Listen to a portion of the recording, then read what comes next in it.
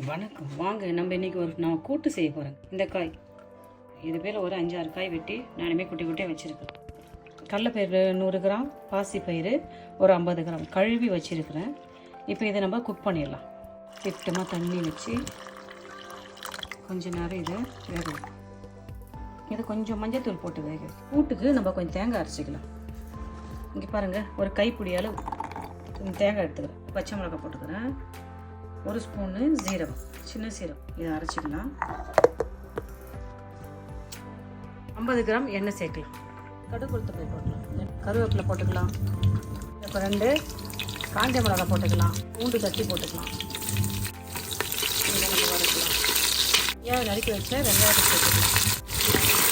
வெங்காயத்தை நல்லா போட்டு இதில் 3 பச்சை மிளகாய் சேர்த்துக்கலாம். இப்போ எடுத்து சேர்த்துக்கலாம். அதே நம்ம தக்காளி காய் சேர்த்துக்கலாம். நம்ம கொஞ்சம் உப்பு சேர்த்து வதக்கலாம். சீக்கிரமாக வதங்கணும். உப்பு சேர்த்து வதக்கலாம். 1 ஸ்பூனு மஞ்சள் தூள் சேர்த்துக்கலாம். கொஞ்சம் மிளகாய் தூள் சேர்த்துக்கலாம். தனியாத்தூள். இப்போ இதை போட்டு செஞ்சணும் பாருங்க. இது போல் நான் ஒரு 6-7 காய் வச்சுக்கிறேன். நான் நறுக்கி வச்சுக்கிறேன்.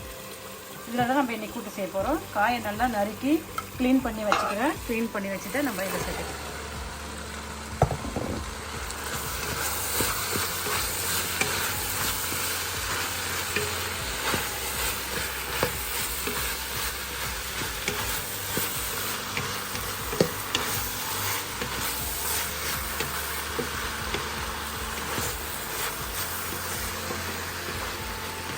இதை தண்ணி ஊற்றி நம்ம வேக வைக்கணும். கொஞ்சமாக தண்ணி போட்டு நம்ம இதை வேக வைக்கணும். தண்ணி ஊற்றியாச்சு. மேலே நம்ம கொஞ்சம் உப்பு தூவிக்கலாம். மூடி போட்டு இதை நம்ம வேக வைக்கலாம். வாங்க இப்போ பார்க்கலாமா? பாருங்கள், என்ன அழகாக அது வெந்துடுது. பாருங்கள், நல்லா அழகாக வெந்துடுது.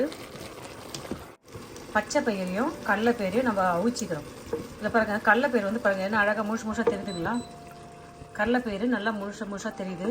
பச்சை பயிறு இல்லை நல்லா வெந்துடுது. ஸோ இந்த டைமில் நம்ம என்ன பண்ணணும், இந்த பயிரை நம்ம தொக்கியில் ஊற்றிக்கலாம். இதில் 100 கிராம் கடலைப்பயிறு, 50 கிராம் பச்சை பயிறு நான் சேர்த்துக்கிறேன். 2 கடலை பயிருங்களை நம்ம இதில் ஆட் பண்ணிக்கலாம்.